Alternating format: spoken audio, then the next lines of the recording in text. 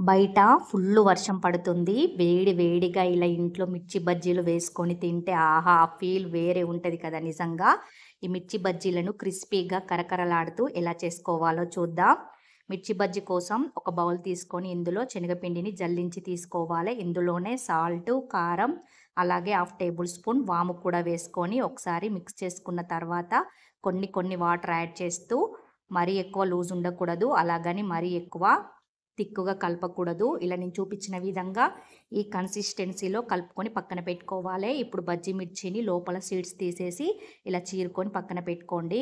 ఇలా బజ్జీ పిండిలో మిర్చిని ముంచుకుంటూ ఫ్రైకి సరిపడా ఆయిల్ వేసుకొని ఆయిల్ హీట్ అయిన తర్వాత ఈ బజ్జీలను ఒక్కొక్కటిగా ఆయిల్‌కి సరిపడా వేసుకొని వీటిని 2 సైడ్స్ తిప్పుకుంటూ మంచిగా ఫ్రై చేసుకోవాలి.